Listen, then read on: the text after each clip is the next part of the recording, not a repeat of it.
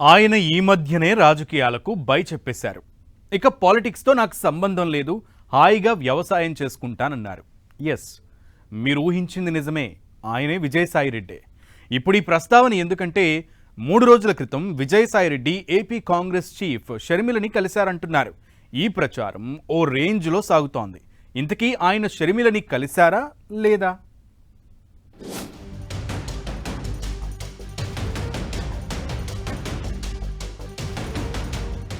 YS షర్మిలతో Vijayasai భేటీ.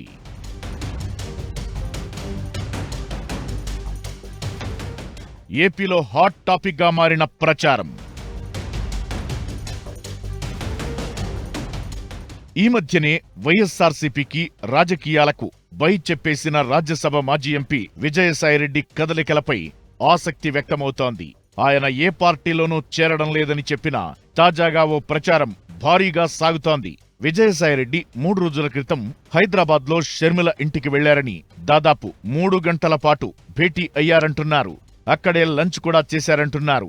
ఈ విషయం ఇప్పుడు అటు వైఎస్ఆర్సీపీ ఇటు కాంగ్రెస్ లో చర్చకి దారితీస్తోంది. అసలు నిజంగా భేటీ జరిగిందా లేదా అనే సంగతి కూడా ఇంకా ఎవరూ కన్ఫర్మ్ చేయలేదు.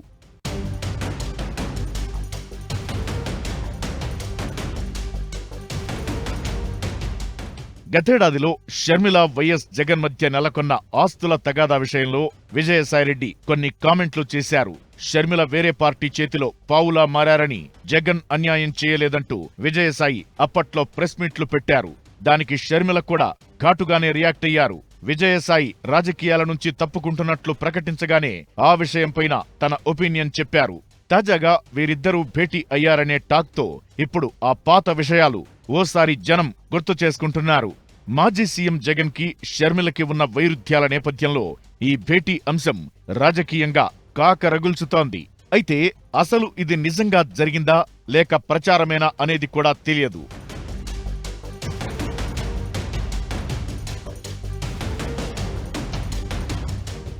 అయితే విజయసాయిరెడ్డి రాజకీయంగా తానిక యాక్టివ్గా కాదని చెప్పిన నేపథ్యంలో ఈ ప్రచారాన్ని చూడాలి. గతంలో చేసిన విమర్శలపై షర్మిలతో ప్యాచప్ కోసం కూడా వెళ్లారనే మరో వాదన ఉంది. అంతేకాదు వైఎస్ జగన్తో విభేదాలను పరిష్కరించుకునేందుకే ఈ భేటీ జరిగిందనే టాక్ మరో వెర్షన్ గా వినిపిస్తోంది. అయితే కొందరు మాత్రం షర్మిల విజయసాయి మధ్య రాజకీయపరమైన చర్చలే జరిగాయని వాదిస్తున్నారు. ఒకవేళ భేటీ పొలిటికల్ పరంగానే జరిగి ఉన్నట్లయితే రాబోయే రోజుల్లో ఈ ఇద్దరు ఏం చేయబోతున్నారనే అంశం కూడా ఏపీ జనం మధ్య భారీగానే చర్చకు వస్తోంది.